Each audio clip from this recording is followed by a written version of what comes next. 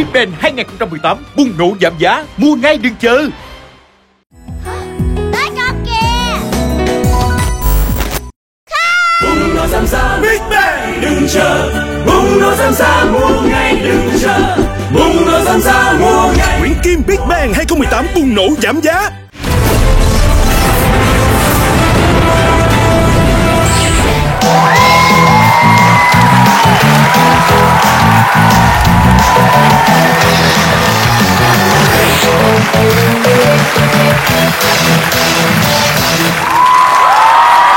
Xin chào mừng toàn thể quý vị khán giả thân thương đang đến với chương trình Nhanh như chớp.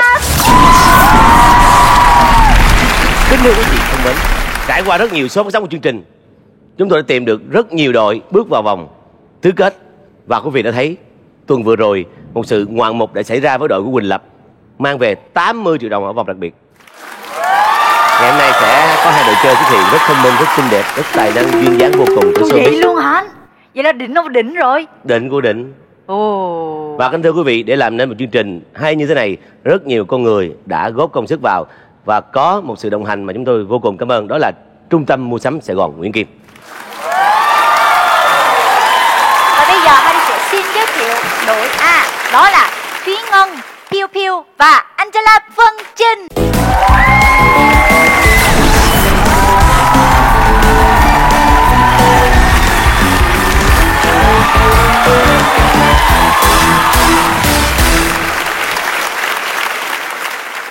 Wow, hai cô gái rất đẹp. Hôm nay Piu Piu ăn mặc cũng rất là chỉnh chu. Hôm nay là có hẹn mặc đồ chung đó anh chị. Nhưng mà sai hết rồi. Bây giờ các bạn có lời nào để nói với chương trình sau khi đã tham gia cái vòng loại và hôm nay bước vào vòng trong, tự tin như thế nào và mang về tiền thưởng như thế nào? Game nó là dễ. Ở game quá dễ hả? Chính xác.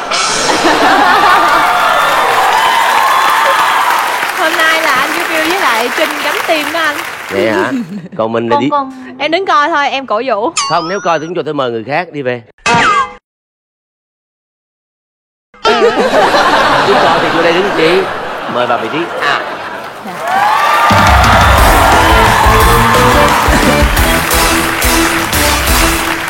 Và bây giờ một đội nữa xuất hiện cũng không kém phần đẹp. Mâu Thủy, Kiều Minh Tuấn và Phí Phương Anh.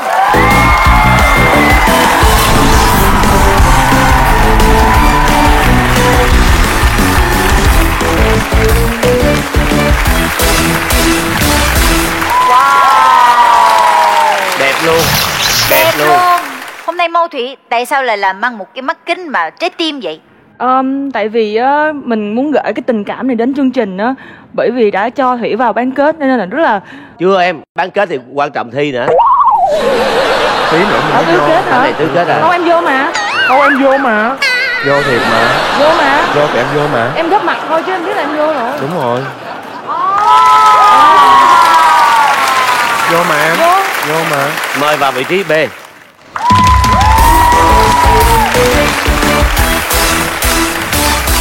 Rồi, bây giờ chúng tôi xin giới thiệu ra đây một nhân vật không thể thiếu ở mỗi số phát sóng của chương trình Nhanh như chớp, người mà quý vị yêu thương ngày đêm mong nhớ chờ đợi mỏi mòn con mắt. Không ai khác, quý ông tia chớp Trần Anh Huy.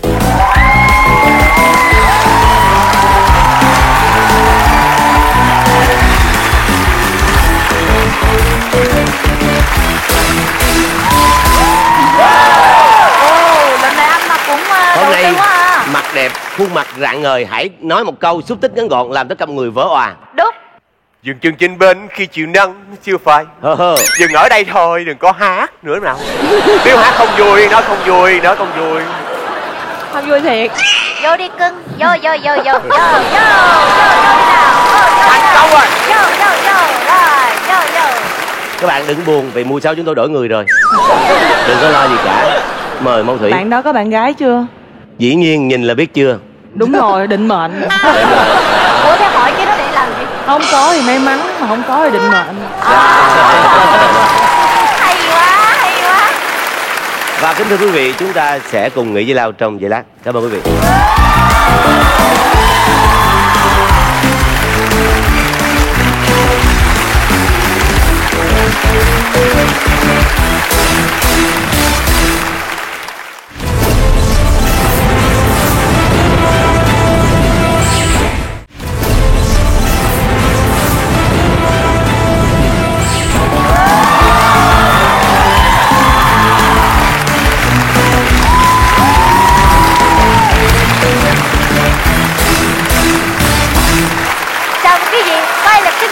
nhanh như chớp. Hai đội hôm nay xét về mặt bằng ngoại hình và sự thông minh toát lên thần thái bên ngoài là đều như nhau. Đều như nhau. Hãy cử ra người giỏi nhất để khởi đầu cho thuận lợi. Anh Phiêu. Trinh. Trinh lên đi Trinh. Em gánh tim mà Trinh. Lấy tiền tối đi chơi em. Em sẽ là Phương Trinh Trinh và Ai nhờ? Ai? Chị à? Em chị chơi. Thôi em lên luôn đây.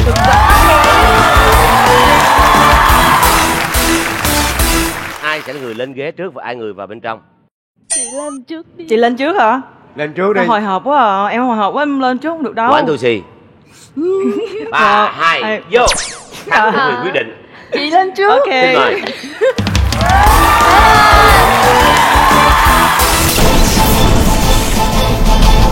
Cùng Phong Thủy nhanh như chớp. Bắt đầu. Em không phải đường xích đạo, nhưng ai cũng nói em nóng. Vậy em là đường gì? Em là đường huyết. Đường huyết. Không biết nói đại. Là sao? nói đại không chính xác. Được cơ thể. Đường dây nóng là bán chính xác. Đường dây nóng hả? Hotline. Không nhìn thấy được bằng mắt nhưng bắt được bằng tay. Không nhìn thấy được bằng mắt nhưng bắt được bằng tay. Gáy. Cái gáy của mình. Không chính xác. Bắt gì à? Bắt gió. À. Trứng gì mọc trên cây? Trứng gì? Cá. Trứng cá. Chính xác. Đúng rồi. Dễ không? Thông minh quá à. Trái gì mà không ai thích? Trái thận. Không. Trái gì mà không ai thích hả? Trái gì mà không ai thích trời. Trái bí đao. Trái bí đao. Không chính xác. Trái ngang. Trái gió trở trời được không anh? Trái gió trở trời cũng được. Thời xưa nước nào mà tên của nó có tổng số bằng 7? Thời xưa có nước nào tổng tên của nó bằng số bằng 7? Nhất nhị tam tứ. Na Uy, nó đại á, không biết. Không chính xác. Cái gì nhờ? Đất nước của những câu chuyện cổ tích ngày xưa. Ba Tư. Nước gì? Ba Tư. Ba Tư chính xác. Vải gì không dùng để may đồ? Trái vải. Trái vải chính xác. Vải thiều. Vải thiều là trái vải đó. Bánh gì lạnh lẽo vô cùng? Đố chữ nha, đố chữ nha. Bánh gì là lẹ? Bánh đá banh không phải. bánh gì lạnh lẽo vô cùng mà. Đại đi hết chưa? Từ. Bánh đa. Bánh đá banh không phải. Bánh đa. Bánh đa không chính xác. Bánh trôi nước. Bánh cống. Ủa mà bánh cống là bánh gì? Bánh cống là bánh gì em? Ôi Nó trời có ơi. bột, nó dạng giống như là bánh xèo á, nhưng mà để trong cái cống á. Ủa? Chưa lên được câu nào? Sai nè. Có đậu Bánh xanh cống, tim á. đây là đố chữ. Bánh cống là loại bánh của miền Tây. Đó, mà nó tròn. Đi Cần Thơ hay ăn á. Ở trong có tôm, có bột. Bánh cống, cái chữ cống là lạnh cống. Em chưa bao gì đi bánh cống luôn. Trời mưa ăn gì thì ngon? Trời mưa ăn gì thì ngon? Trời mưa ăn cháo. Em nói đại đó. Không chính xác. Không biết trời mưa ăn gì ngon nữa. Trời mưa ăn gì cũng được, miễn thấy ngon là ngon.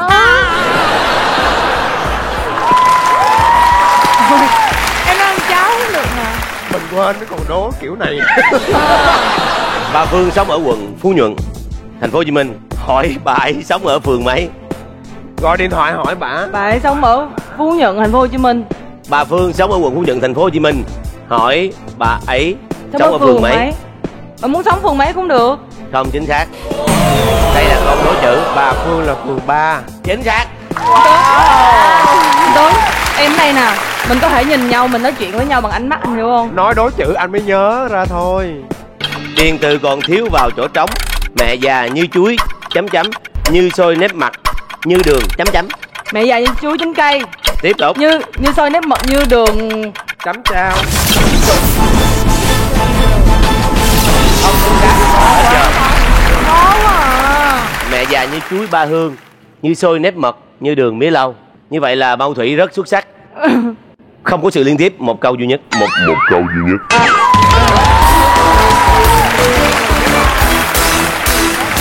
Chúng ta cùng gặp gỡ lại Angela Phương Trinh.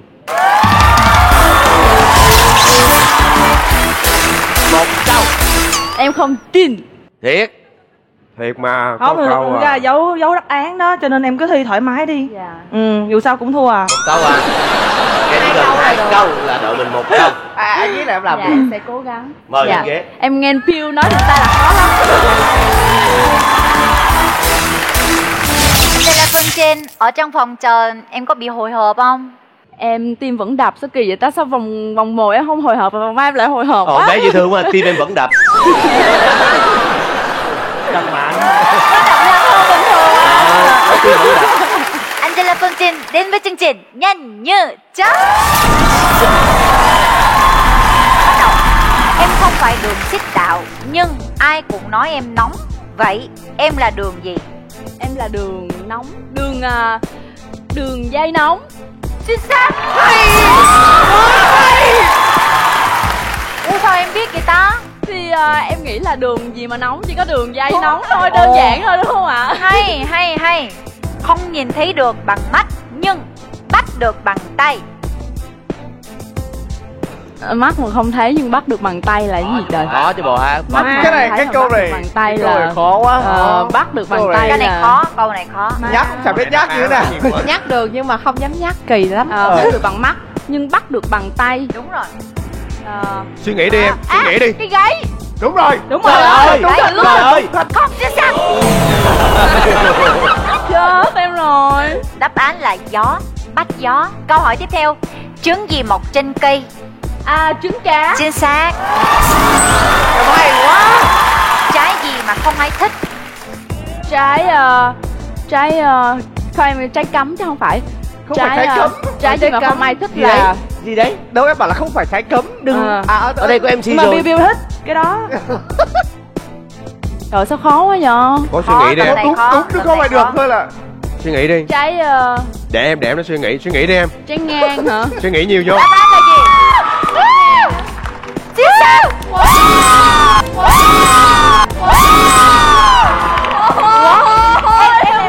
Em sao biết là trái ngang?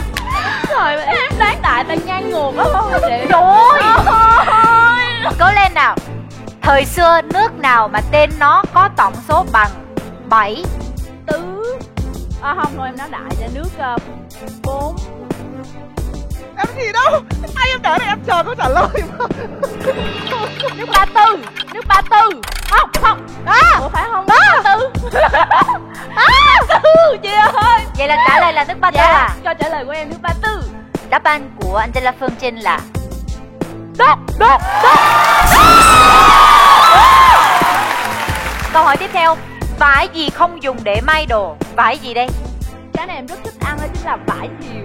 Chính xác. Bánh gì lạnh lẽo vô cùng? Bánh cống. Chính xác. Hay quá. Đồ ăn là em biết. Câu hỏi tiếp theo. Trời mưa ăn gì thì ngon? Trời mưa ăn trời mưa thì ăn cái gì cũng ngon. Chính xác.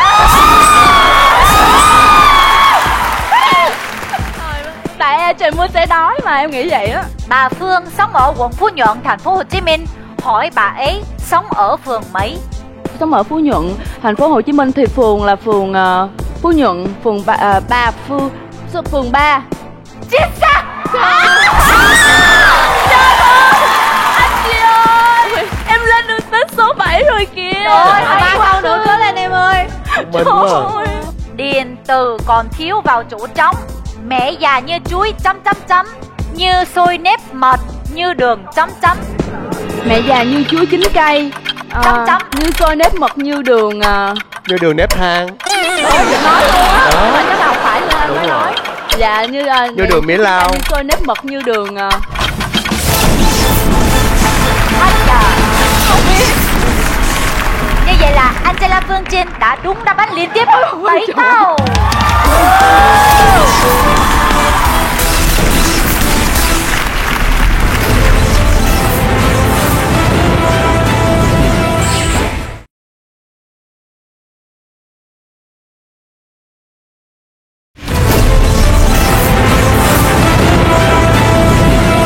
Bây giờ lượt thứ hai.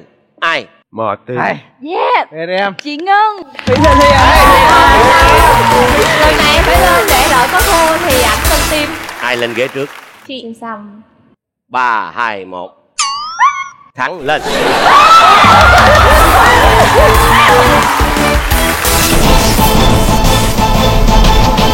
Hãy cùng Quý Phương Anh nhanh như chớp.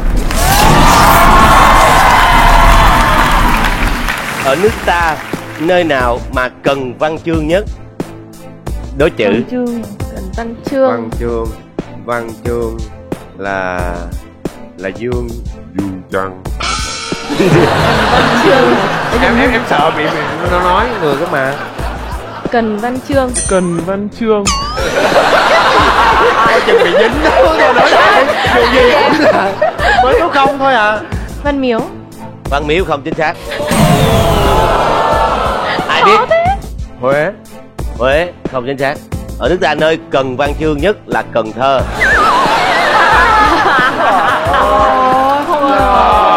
Thấy chưa? Bị dính rồi. Mà hay. An đi học bằng xe buýt mỗi ngày nhưng không bao giờ trả tiền cho người soát vé.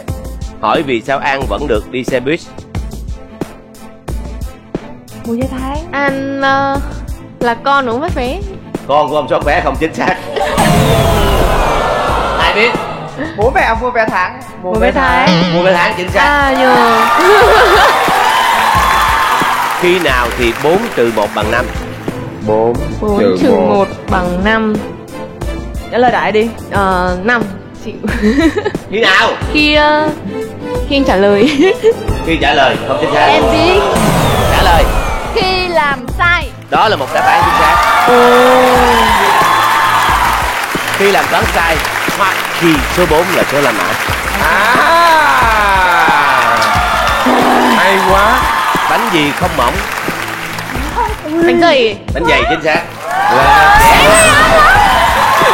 Bánh gì không dày? Bánh mỏng cho tôi chết. Bánh lép. Có bánh đó luôn hả? Em đoán mà. Bánh tráng à? Bánh tráng chính xác. Wow. Hay quá. Cái gì lúc nào cũng ngủ? Trái gì lúc nào cũng ngủ. Đã đi. Ngủ. Em ngủ em bị gì? Em gặp gì? Trái mơ. Câu vừa rồi là đội bên đây nhắc không chấp nhận kết quả. Em không nhắc là Chữ mơ đâu? Ủa ngủ thì gặp mơ thì gặp gì? Đúng rồi, đây là sự kết quả của nhắc nhở nha. Em nào dài nhất, ốm nhất mà chạy nhanh hơn mấy anh em kia? Em nào dài nhất, ốm nhất, nhanh hơn mấy em bên kia? Em nào ta? Trả lời đại đi cưng. Không biết luôn đi. Em Người mẫu. người mẫu thì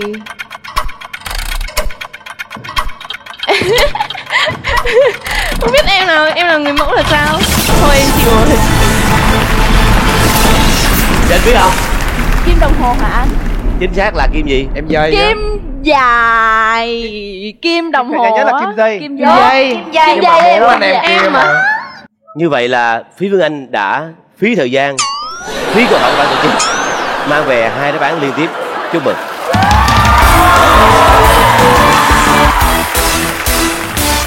Chúng ta cùng gặp gỡ lại Thúy Ngân.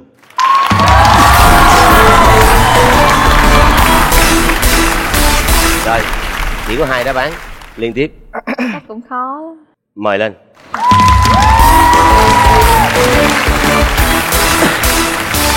Thúy Ngân đến với chương trình nhanh như chớp. Bắt đầu. Ở nước ta, nơi nào mà cần văn chương nhất? Lục lại Hậu Giang và Tiền Giang đi em. Cần Thơ. Lấp giò. Là đáp án là Cần Thơ hả? chính xác. Anh đi học bằng xe bus mỗi ngày nhưng không bao giờ trả tiền cho người soát vé. Hỏi vì sao anh vẫn được đi xe bus? Tại vì nhiều khi đi mua vé xe tháng. Chính xác. Đúng hả? Đúng rồi. Bằng rồi đó. Bằng rồi đó. Em mà đúng một đáp án nữa thôi là em thắng đấy nha. Khi nào thì 4 trừ 1 bằng 5? Đó. Sai, khi làm phép tính sai. Chính xác. Sai. Chính xác.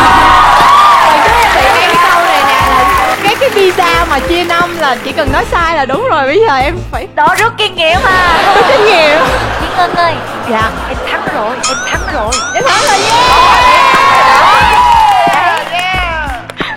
Bánh gì không mỏng? Dạ. Bánh gì không mỏng? Bánh gì không mọc hả?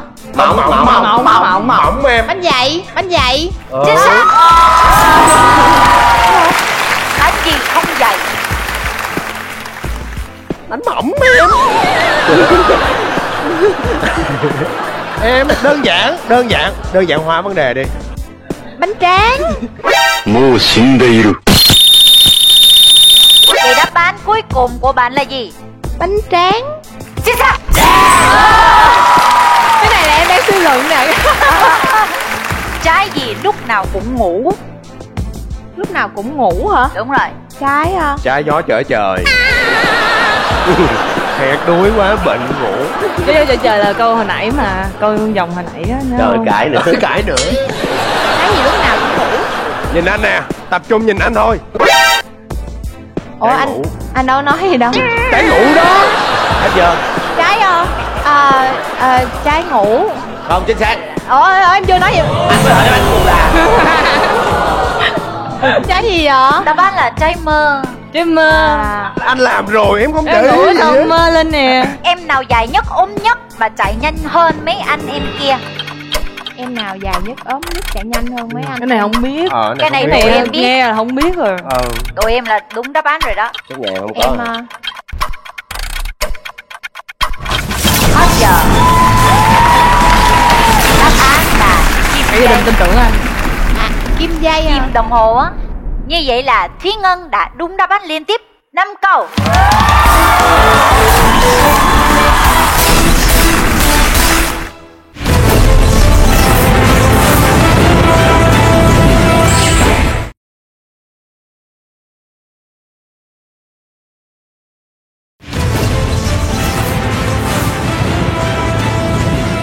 Bây giờ Kiều Minh Tuấn sẽ trở thành anh hùng nếu như lật ngược tình thế.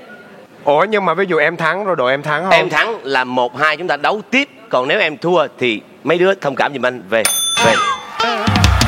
Xin mời. Ủa đúng trước rồi. Giờ anh cũng lên trước. Thôi nhường em muốn sao? Thôi anh Rồi quán tù xì. Quán tù xì. Thôi quán tù xì đi. 1, 2, 3. 1, 2. Rồi thắng quyết định. Em lên trước. Mời. Trái ngang vậy, trái ngược vậy.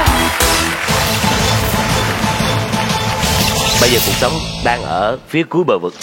Bế tắc lắm mà. Bế tắc lắm rồi. Bấp bênh. Chúng ta chỉ có một con đường duy nhất là thắng. Nhưng mà em đang bận nè. Bận cái gì? Em có việc chắc em phải về sớm.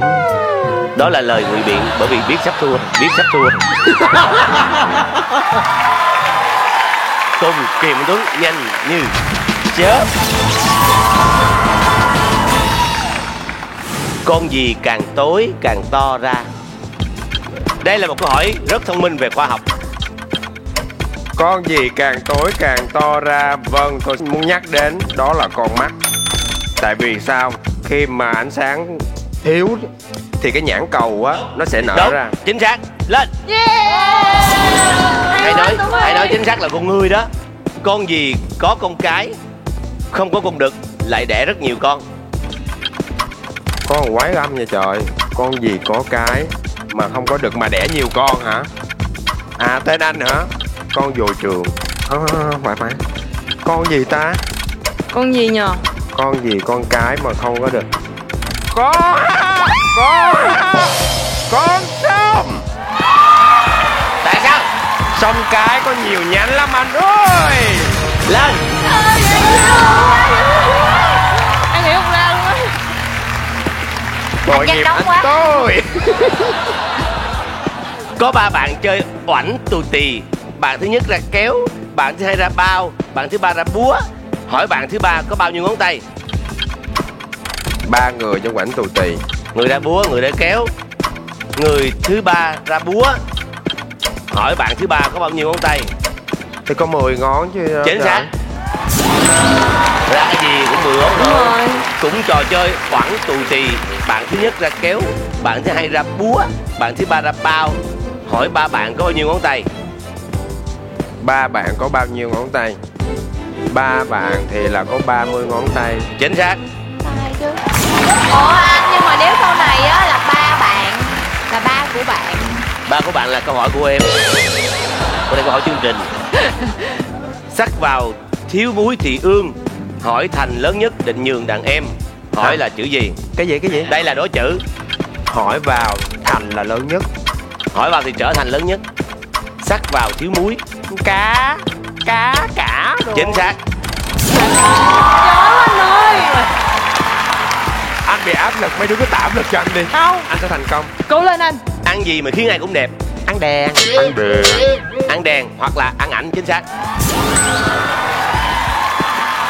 Hãy kể tên 4 trạng thái của con người có tự nhiên. Tự nhiên nè. 1. Bị điên hả? Không phải. Tự nhiên à. Đang phân tích. Tự nhiên. Hồn nhiên. 2 rồi đó. Thản nhiên. 3. An nhiên. Chính xác. Mà lỡ nhìn được thấy số 7 đẹp quá à. Bánh gì không mặn? Đơn giản. Bánh ngọt. Chính xác. Anh ơi, chưa đủ không? Hãy lên trên nó luôn. Bánh gì không cứng? Bánh dẻo. Bánh dẻo. Chính xác.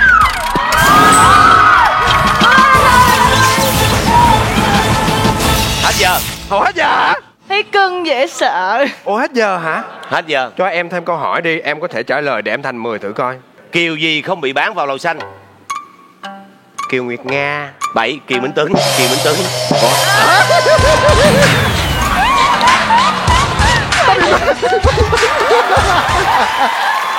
Hay quá. Chúng ta cùng gặp gỡ Phiêu Diêu. Cố lên anh ơi. 9 câu thì chơi gì nữa. Vòng tiếp theo đi thôi. Mình vẫn số 10 được mà. Nói gì vậy? Có 10 được mà. Trời ơi, mình phải Thoải mái đi. Mời anh ơi. Anh thấy không có hy vọng gì hết á. Thì đúng rồi, chắc chắn không rồi. Mời lên ghế. Dạ vâng.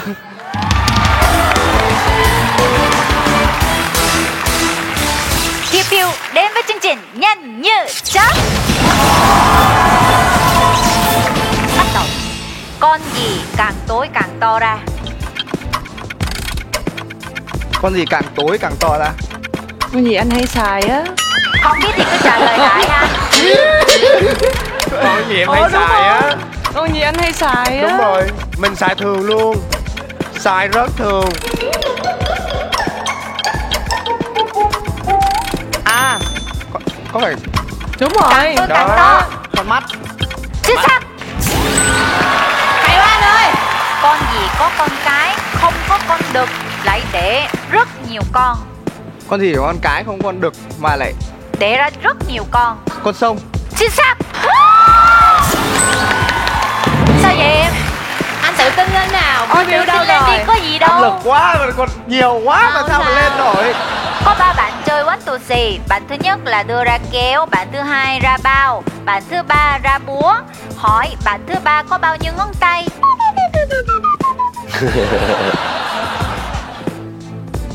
Có 5 ngón tay như bình thường. Không, chính Vậy xác. là 5 ngón tay. Không chính xác. 10 ngón. Cũng trò chơi quánh tù xì. Bạn thứ nhất ra kéo, bạn thứ hai ra búa, bạn thứ ba ra bao. Hỏi 3 bạn có bao nhiêu ngón tay? 3 bạn thì có 30 ngón tay. Chính xác. Sắc vào thiếu muối thì ươn. Hỏi thành lớn nhất nhịn nhường đàn em. Hỏi là chữ gì? Chữ này không có vùng miền Đó. cho nên em yên tâm đi. Không biết. Em phải trả lời lại. Chữ không biết. Chữ nhanh như chớp. Ok, không chính xác. Đáp án là cá và cả. Con Gì cá cả không đó? có muối thì nó ương á.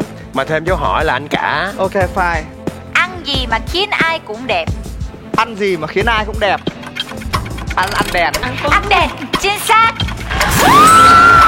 Hay quá anh ơi. Hãy kể tên 4 trạng thái của con người có tự nhiên. An nhiên. 1. Tự nhiên. An nhiên, tự nhiên, động. Động nhiên. Không chính xác. Đáp án là thản nhiên, an nhiên, tự nhiên, ngạc nhiên. Yeah. Đấy, rồi. Câu hỏi tiếp Mình theo. không nên nghĩ cái gì quá xa vời cả. Không đâu, câu tiếp theo thì nó sẽ đơn giản. Ok. Bánh gì không mặn? Bánh gì không mặn là bánh ngọt. Chính xác. Bánh gì không cứng? Bánh gì? Bánh mềm. Bánh mềm. Không chính xác. Bánh dẻo. Bánh Nhưng dẻo. mà trả lời là bánh mềm trước rồi. Đáp án là bánh dẻo. Ok. Đúng rồi. Sai. Rán gì không biết bay? Con rán đấy đúng không? Rồi, rán gì không biết bay? Rán gì không biết bay à? Rán mỡ. Rán mỡ. Không chính xác. Sáng đòn. Rán gì? Anh biết Rán không? đòn là có G. Gián điệp. Đúng. Trời ơi, anh hay quá anh ơi. Ở đây mới nói đúng nè chứ đừng nói đâu đoán được đâu. Rồi câu hỏi tiếp theo. Trong món bào ngư vi cá thì bào ngư là cá hay ốc? Ốc. Ốc chính xác. Ở Việt Nam nơi nào trồng nhiều cà phê nhất? Đắk Lắk. Chính xác. Loại cà phê nào không pha bằng phin? Cà phê bằng phin. Cà phê đen. Không chính xác. Không pha bằng phin hả? Cà phê hòa tan. Đáp án là cà phê bột lon pha sản. Đấy, rồi. Như vậy là QQ đã đúng đáp án liên tiếp 2 câu.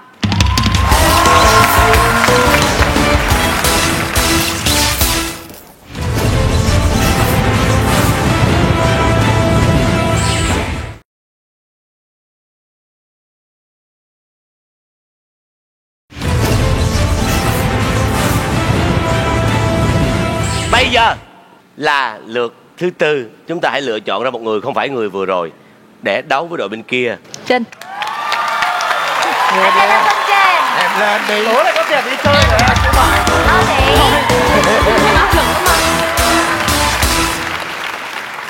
Mâu Thủy và Angela với Hướng Trình. Ai lên trước? Em Trinh đập mạnh quá cho em vô trong đi chứ em chết hết trơn rồi.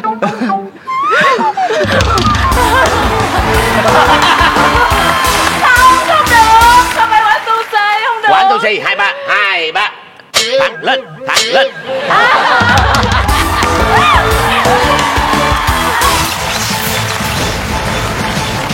Chúng ta cùng Angela Phương Trinh một lần nữa, nhanh như chớp. Trục nào chỉ có hướng ra mà không có hướng vào?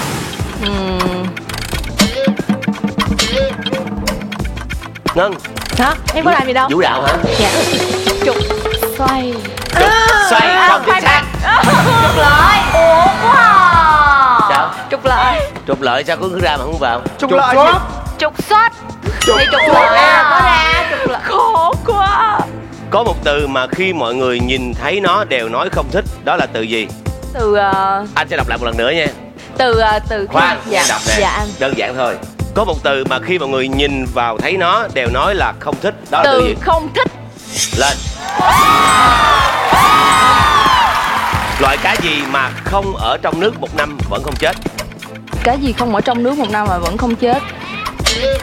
Có nhiều đáp án cho câu trả lời này. Đúng rồi, đáp án này rất nhiều. Dễ lắm em. Không, đừng nghĩ về con cá. cứ vậy. Đừng Đúng nghe rồi. như vậy. Cá đồ. Cá đù. Cá đù. Không chính xác. Cá độ. Cá độ. Cá đồ. Trời ơi. Trời ơi. Chết em rồi. Cá khô. Dạ. Cá gỗ. Cá độ. Cá giả. Kể tên 4 tỉnh có chữ Bình ở phía trước. Quá dễ. Ninh Bình, Quảng Bình phía trước. Bình phía trước. Bình Phước. 1. Bình Dương. 2. Bình Thuận. 3. Bình Tân. Không. Bình Dương, Bình Thuận, Bình Trị. Bình 2 lần rồi. Bình Thạnh. Không chính xác. Bình Định. Trời ơi. Bình gì ngoài Bắc Chết á? rồi. Bình gì ngoài Bắc à? Chết em rồi Lộn qua thiệt Thái á. Bình, xin lỗi. Thấy nó dễ không? Bình Định. Em đừng có gấp, em đi căng thẳng vậy. Em đừng căng thẳng. Em bắt đầu bị sống với anh rồi á. Dạ đó anh. Kể tên 4 tỉnh có chữ Bình ở phía sau. Hồi nãy em kể đâu. Quảng Bình. 1 và Bình 1. Ninh Bình. 2. Thái Bình. 3. Một cái nữa thôi. Quảng Bình, Ninh Bình, Thái Bình và Cũng qua luôn em, không đọc đại qua luôn. dạ qua đi. Nguyễn Kim. Rồi. Hòa Bình. Đúng không rồi. biết thiệt luôn á. Như vậy là không đủ đáp án. Chưa qua hỏi. La tôi hát cả ngày, thêm Huyền người thích trái này dầm tương là chữ gì? Cà. Nhem trái cà. Với chữ gì nữa? Hai Chữ chữ. gì? Cà. Cà tím, cà pháo. Cà gì? Cà ba. Cà và. Đó, hồi nãy em nói đúng rồi đó. Cà. Ca ba. Cà. Chính xác. Sao vậy Trinh em? Rồi thôi Bớt Trinh. đọc rap lại Tự nha. tin, Đọc tự rap tin là đó. phần của MC nha. Xe bị rung thiệt sự rồi đó. Quả cam được gọi là quả cam vì nó giống màu cam, hay màu cam được gọi là màu cam vì nó màu giống quả cam? Thích quá. Trời ơi, Nói lại đi. dễ sợ. Quả cam được gọi là quả cam vì nó giống màu cam. Dạ. Hiểu chưa? Dạ. Hay màu cam được gọi là màu cam vì nó giống quả cam? Như nhau. Như nhau, không chính xác. Trời ơi, Chứ đó là cái tên thôi. Nó Quả không liên cam quan được gì tới gọi nhau. theo màu cam. Có ông làm nghề hái cà tím. Vậy tiếp theo ông ta sẽ làm gì? Hái cà tím là tím cà tím, tím cà cá tím. Gần đúng rồi đó. Hái cà tím. Kiếm cà. Nói lại. Hái cà tím. Hái cà tím, hiếm cà tái. Tím cà tái. Không chính xác. Hái cà tím là tìm cà thái. Tìm cà hái. Như Em vậy nhắc là bị sai. vì suy nghĩ sâu xa quá, không có sự liên tiếp. Một câu.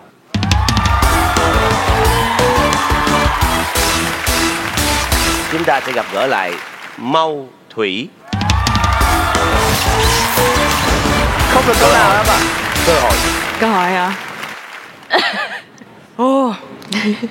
Hy vọng Hy thôi, vọng là- chứ chưa cơ hội. Hy vọng là cân bằng tỷ số 2 đều. Dạ. Lên.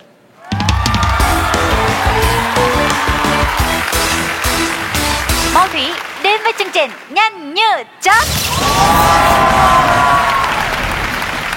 Trục nào chỉ có hướng ra mà không có hướng vào? Trục là trục cờ hay trục tờ gì? Trục Cờ, là tờ, cờ. tờ, Trục trục. tờ Tên đúng không? R. Trục, C nha. có hướng ra thôi, không Chỉ có có hướng hướng vào. ra thôi, nó không có hướng vào. Đại đi em. Trục xuất. Chính xác. Quê rồi anh. Quê rồi. Em hồi hộp quá. Có một từ mà khi mọi người nhìn thấy nó đều nói không thích. Đó là từ gì? Một từ nhìn thấy nó đều nói là không thích. Là từ không thích. Chính xác. Ghê chưa? Chúc mừng em. Vinh quang. Thắng rồi, vòng này thắng rồi. Rồi câu hỏi tiếp theo. Loại cá gì mà không ở trong nước 1 năm mà vẫn không chết? Loại Không cá ở trong gì? nước 1 năm Đúng, hả? đúng rồi, vậy mà không chết. Nhiều lắm, đơn giản. Không phải mực một nắng. Giống mình một Cá cá treo với ngoài nắng á, cá khô. Đó, chính Cá xác. khô. Chính xác. Kể tên 4 tỉnh có chữ Bình ở phía trước. 4 tỉnh: Bình Thuận, 1, Bình Định, 2. Bình Hưng. Không Bình chính Hưng xác. là gì? Bình Hưng có mà.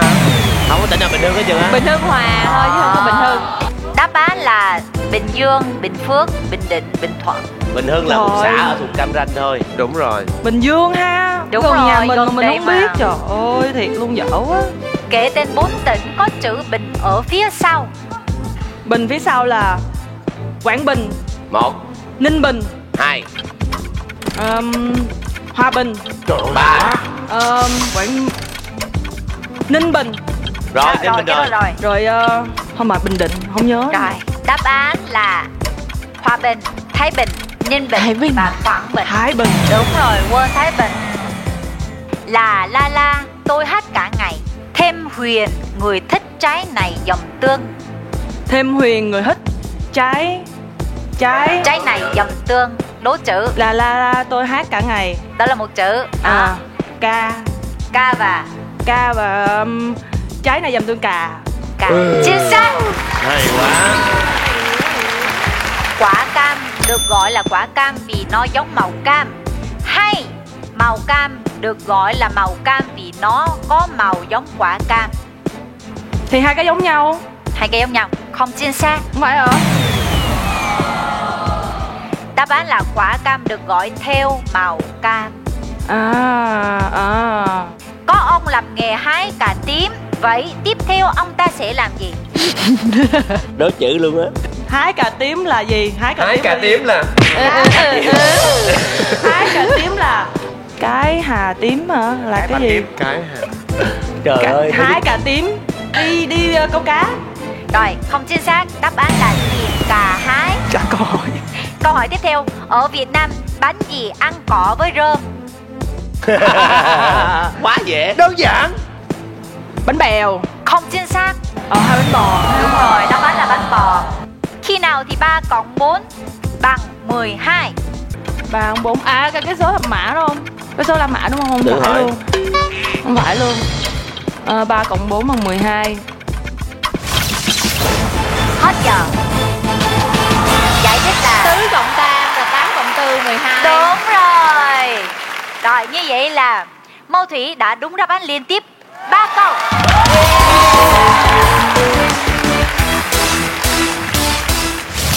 Như vậy hiện tại hai đội đã hòa nhau tỷ số 2 đều. Hãy cử một người thông minh còn lại, không phải là người vừa rồi, lên đấu giành quyền bước vào vòng đặc biệt. Vậy đâu có lựa Đúng chọn rồi. đâu. Duy Ngân và Kim Tuấn, ai lên ghế trước? Em lên ghế trước tiếp đi. Không, người ta có đồng ý không? Đây là vòng. Em có đồng ý không? Em hả? Sao cũng được. Ok. Không, phải có chính kiến. Xem sao anh ơi. Không. Nói người ta không đồng ý, ta bảo là chính xác. sao được em. Ok. 3, 2. Thắng được quyền quyết định. Kêu đi ra. Đó thấy không? Thấy chưa? Thấy chưa? Em nghi lắm. Thiệt chán ơi.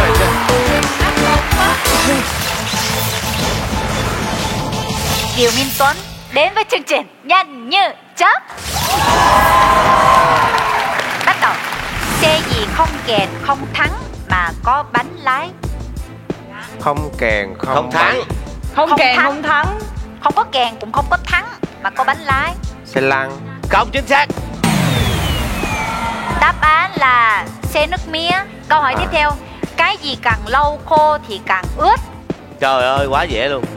Lau khô hả? Cái gì hả? Càng lâu khô thì nó càng ướt.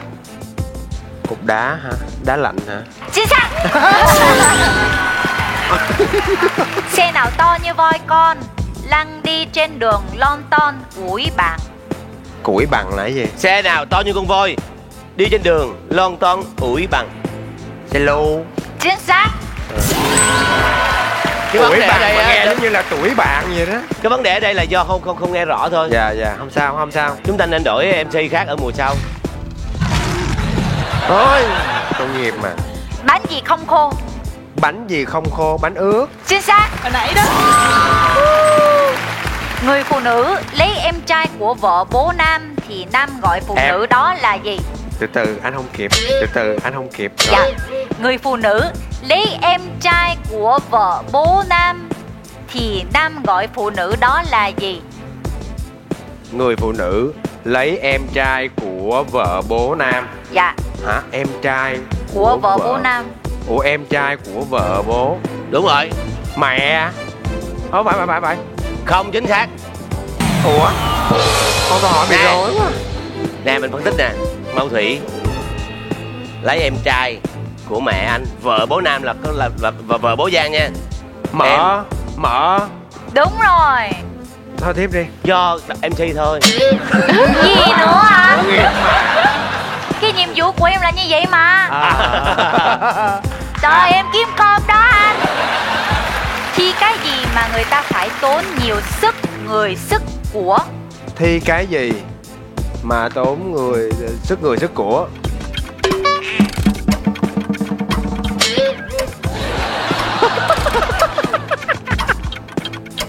Của gì anh? Thi sắc đẹp. Không chính xác. Thi gì trời? Đáp án là thi công. Thi công là cái gì? Thi công công trình đó. Công trình không? Câu hỏi chơi chữ thần gì nói được nhiều nhất? Thần gì? Chính Thành. Thiệt á. Tự nhiên nói được nhiều nhất. Nghĩ Chơi đến chữ Trấn nha, Thành này. nên nhớ đây câu chơi chữ. Thần gì nói được? Thần thánh. Không chính xác. Đáp án là thần thoại. À. Chất gì mà đa số phụ nữ đẹp đều sợ? Chất gì? Em cũng rất sợ. Chất độc hả? Sợ mập. Chất béo. Đúng rồi, chất béo. À chất béo. béo. Phải nói là phụ nữ gầy chứ phụ nữ đẹp, người có người mập người ta cũng đẹp mà. Đúng không mọi người? Khán giả ủng hộ em nha. Vâng, câu hỏi tiếp theo. Chất gì mà người phụ nữ mới kết hôn đều có? Đây là chơi chữ. Thôi chơi chữ cho qua đi anh, chơi chữ cho qua đi. Cái đầu óc mình trải qua cái tuổi này rồi mà không thể. Em có chất đó đó. Chất chứa. Chất chứa. Chất không, chưa em bị lanh quá đó. Dạ. Đừng qua em. Là đáp án là Thôi chắc chứa đi chứ con không chính xác. nó cũng không rồi. Dạ, câu hỏi tiếp theo. Món gì tròn như cái chảo, cắt mất cái đuôi bỏ vào đĩa cơm? Món gì mà tròn như cái chảo, Bánh xèo. không chính xác. Đáp án là chả.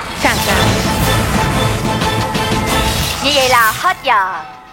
Định mệnh. Anh Kiều Minh Tuấn đã đúng đáp án liên tiếp 3 câu. Ủa 3 câu luôn hả? Dạ. Vậy có hy vọng. Tốt mà. Giỏi rồi. Chúng ta cùng gặp gỡ lại Thúy Ngân.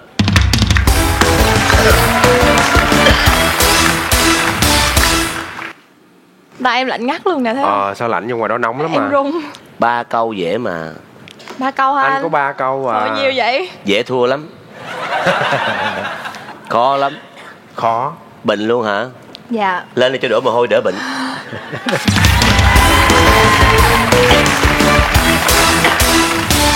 Cùng Thúy Ngân nhanh như chớp.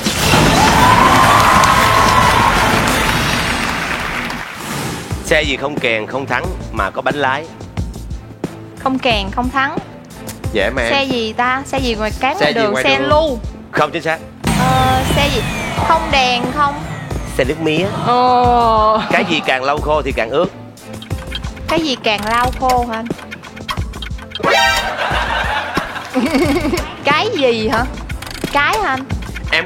Em cứ nghĩ là cái gì mà càng lau khô rồi Thực tế mà, thực tế mà. Đơn giản lắm. Mất thời gian á. Cái hồ nước. Người ta 3 lần đó mình tranh thủ đi. Đang ở vị trí số 1 mà. Trả lời đại. Rồi cái hồ nước rồi đó. Cái hồ nước không chính xác. Có nhiều đáp án, ví dụ như là cục nước đá. Cái hoặc gì là vậy? cái khăn tắm. Cái mà. Xe nào to như voi con, lăn đi trên đường, lon ton ủi bằng? Xe lu. Chính xác. Bánh gì không khô? Bánh ướt. Chính xác. Người phụ nữ lấy em trai của vợ bố nam thì nam gọi người phụ nữ đó là gì? Người phụ nữ lấy Em trai của bố nam. Này biết mới nè nè. mẹ của mình. Không chính xác. Khoan, chưa em chưa nói hết mà. Không chính xác. Em đang suy luận Suy luận mà. phải nói trước là em sẽ suy luận. Đúng chưa? Lỡ lúc đó anh nói đúng cái em cũng chịu luôn. Anh chứ không phải Harry Won. Yeah. Thi cái gì mà người ta phải tốn nhiều sức người, sức của?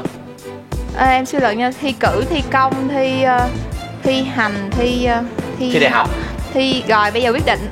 Thi hoa hậu. Thi công. Lên. Đó, ngồi suy luận là nó ra liền à, đừng có vội vàng. Thần gì nói được nhiều nhất? Thần thái, thần tình yêu. Đúng rồi. Cupid đó, Cupid. Thôi thần kinh. Không chính xác. Là cái gì vậy? Thần mà nói nhiều nhất người ta gọi là thần thoại. Chất gì mà đa số phụ nữ đẹp đều sợ? Đa số người phụ nữ đẹp đều sợ. Anh nghĩ là nó bây giờ không bôi kem. Rất dễ nhưng rất khó. Em tưởng là chất tẩy trang chứ. Chà, nhiều khi 3 câu mình là giành chiến thắng đó. Thắng rồi. Rồi trả lời lại chất lượng. Không chính xác. Anh đọc câu khác giùm em Chắc nhanh. kéo. Anh nhanh. Đây là câu chơi chữ. Chất gì mà người phụ nữ mới kết hôn đều có? Chất gì mới kết hôn đều có hả? Harry có luôn á. Cái thường ai suy cũng luận có. là chất xám, chất lượng, chất Trời ơi, suy nghĩ xa xôi quá ha. Không mà đúng á, xa xôi là đúng. Xa xôi đó. sao đúng mà. Thì nghĩ Chất lượng. Chất lượng. Đúng không rồi. chính xác. Chất gì anh? Chất chồng. Có chồng mới là chất. Món gì tròn như cái chảo, cắt mất cái đuôi thì bỏ vào đĩa cơm? Đố chữ nha. Cắt mất cái đuôi thì bỏ vào đĩa cơm. Đuôi đó. Là món gì? Chả vô. Để đào đất, người ta có thể dùng vật dụng nào sau đây? Xẻng, cuốc hay xà beng? Cả ba cái đầu. Lên. Biệt danh bé dâu là của ca sĩ nào? Không Tú Quỳnh. Lên, lên. Căng thẳng à. Hiện tại là bằng nhau. Biệt danh bé heo là của ca sĩ nào?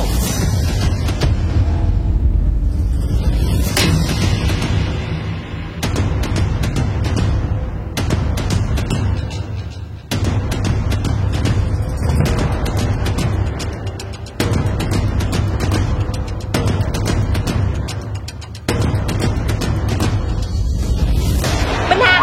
Lên.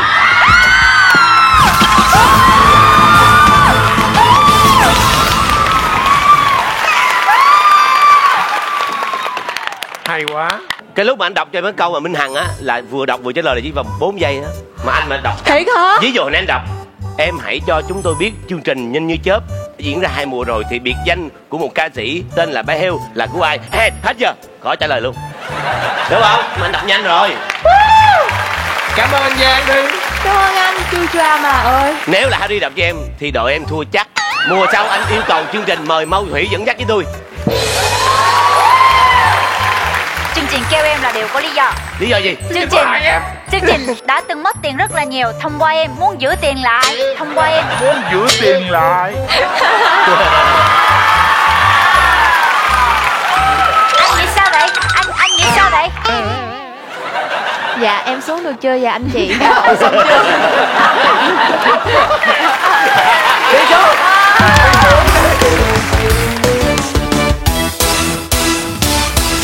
Kính thưa quý vị khán giả thân mến, cuộc chơi vô cùng kịch tính. MC đã mệt mỏi vì người chơi, mệt mỏi người bên cạnh. Nên chúng tôi xin thông báo một điều mình tôi mừng lắm. Đã có đội thắng rồi. Chúng ta thua không phải vì không thông minh. Chúng ta thua vì MC. Chúng ta thua vì MC. Vì MC. Cái gì cứ đổ rồi cho em hoài vậy? Nếu như hồi nãy nói cái nào chơi chữ nó rõ ràng hơn thì chúng ta đã thắng rồi. Em bị rối thật sự. Rối vì ai? Rối vì MC. Đúng vậy. Anh ơi, nhưng mà anh cảm thấy làm như vậy xong rồi thì anh cảm thấy yêu đời hơn không? Không. Yêu đời hơn chứ.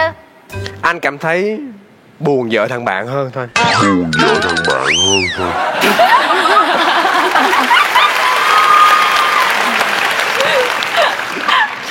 Thôi bây giờ chúng ta dừng lại không phải vì không thông minh mà vì chúng ta tệ thôi. Chúng ta tệ thôi. Đúng không? Chúng ta mang về 9 triệu đồng tiền thưởng. Có tiền em ơi. Có tiền được rồi. Còn chúng ta sẽ có một voucher, một tấm vé vào vòng bán kết và sẽ bước đến vòng đặc biệt ngay bây giờ, sẽ mang về số tiền thưởng rất cao nếu giành chiến thắng, đó là 80 triệu đồng.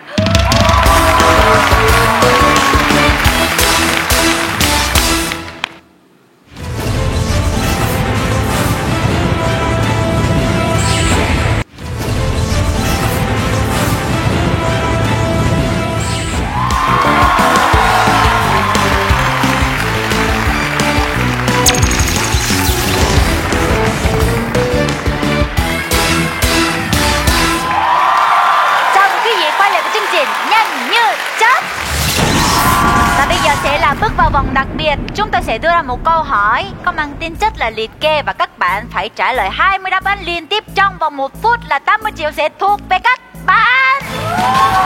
Harry sẽ đọc câu hỏi. Hãy đưa ra 20 diễn viên nổi tiếng nhất tại Hàn Quốc sống. Seoul. Vậy Sống đi. Giờ Hàn Quốc này không rành rồi đó. Ban tổ chức ơi, mình đổi người được không? Ngay bây giờ luôn.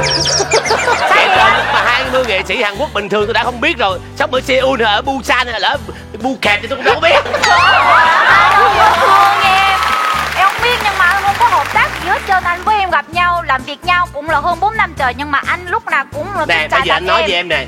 Điều thứ nhất, em chưa bao giờ bao năng một lần nào hết. Là còn anh ngược lại rất nhiều lần. Điều thứ hai, chưa bao giờ em hỏi sau một chương trình anh có mệt lắm không. Chưa bao giờ, chỉ toàn anh hỏi em thôi. Có hả? Điều thứ ba, chưa bao giờ mà nói là anh Giang ơi, bữa nay anh đừng nói nhiều quá, để em nói cho, em phụ cho, anh cứ đừng có làm nhiều. Chưa bao giờ, toàn anh làm nhiều em làm ít. Nhưng mà lương em lấy rất nhiều. Em cãi anh luôn. Thứ nhất, em đã từng mời anh ăn bánh bông lan và ăn bánh trung thu, nhưng mà anh nói là mấy cái thứ này mập anh không ăn. Vì sao? Đang trong thời gian giảm cân, không có ai mà điên đi ăn bánh bông lan bánh trung thu. nên em mới mời. Tại vì sao? Bánh trung thu fan của em cho em không ăn em đẩy qua anh. Không. Và thứ hai là gì? Anh nói là em không bao giờ hỏi anh có ok không? Em lúc nào cũng hỏi.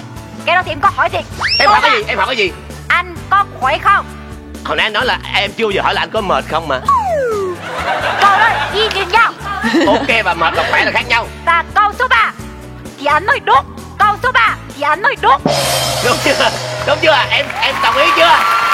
Thế thì anh còn tồn tại trong chương trình để làm gì nữa? Xin lỗi các bạn, xin lỗi hộp đấy. Dạ em xin lỗi, em thiết nghĩ là chương trình đừng để cho anh Trường Giang với chị Harry dẫn chung bây giờ nữa. đang nói chuyện với nhau, người lớn đang nói chuyện với nhau, đừng có xen vô. Em cảm thấy em rất là thất vọng với anh. Rồi sao? Em không có chơi với anh nữa, em sẽ mét chồng em. Mét chồng em? Chắc anh sợ chồng em hả? Sợ chứ. Anh sợ chồng em hả? Có chứ. Nếu chồng em xuất hiện ngay bây giờ. Chồng em nói chuyện nhiều hơn anh đó. Em sẽ mét chồng anh. Em sẽ mét chồng anh. Anh mét chồng em. Oh my god. Em biết. Người ta đâu có yêu mình, thương gì mình đâu. Người ta đâu. Tôi vẫn một mình vẫn không sao, đúng không quý vị? Đúng không quý vị? Không ai đúng hết.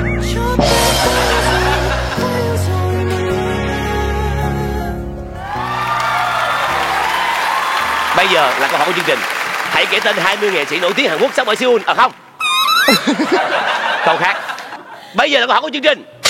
Hãy kể tên 20 quốc gia ở châu Mỹ. Brazil. Chính xác. Pháp. Không chính xác. Chile. Chính xác. Đức. Uruguay. Không chính xác. Uruguay. Mỹ. Chính xác.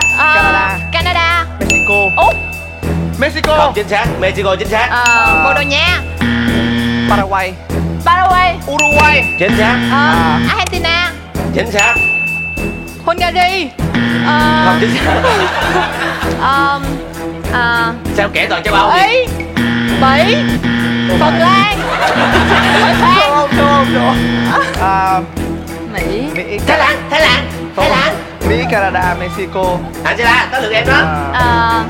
Cuba. Rồi. Hawaii. Nhanh lên anh ơi. Mỹ. Philippines. Venezuela. Philippines. Venezuela. Ok.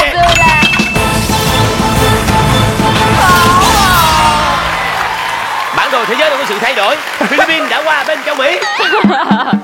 Như vậy là sau 1 phút đầy cam go gây cấn, với sự nổi trội của Thúy Ngân, những đất nước đã chuyển từ châu Âu qua châu Mỹ, cũng như Philippines đã dời qua bên Mỹ rồi, thì chúng ta hoàn toàn tin tưởng rằng điều gì cũng có thể xảy ra. Các bạn mang về 10 đáp án chính xác.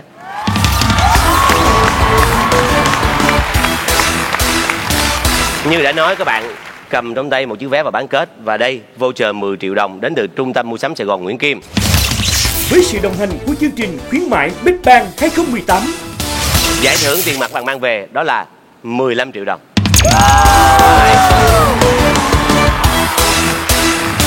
Thưa quý vị thân mến, chương trình Nhanh Như Chớp do Đài Truyền hình Thành phố Hồ Chí Minh phối hợp với công ty Đông Tây Promotion thực hiện, với sự đồng hành của Trung tâm Mua sắm Sài Gòn Nguyễn Kim, được phát sóng vào lúc 21 giờ tối thứ Bảy hàng tuần trên HTV7. Xin chào tạm biệt và hẹn gặp lại quý vị tuần sau trong chương trình Nhanh Như Chớp không có Hollywood.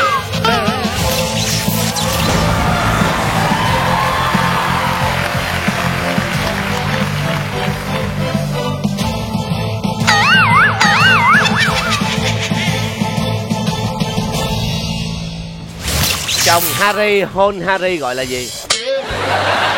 Chính xác, đó là tên bộ phim.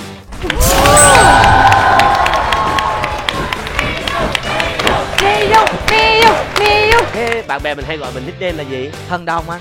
Dòng sông nóng nhất thế giới ở đâu? Thì bên mình là dùng cái tên, còn bên nick đây là dùng Tay dùng cái họ. đúng rồi. Vậy thì khi Thi Nguyễn là cái nào tên nào họ? Thứ gì đi lên đi xuống nhưng chẳng bao giờ di chuyển? Cái thang máy. Chính xác.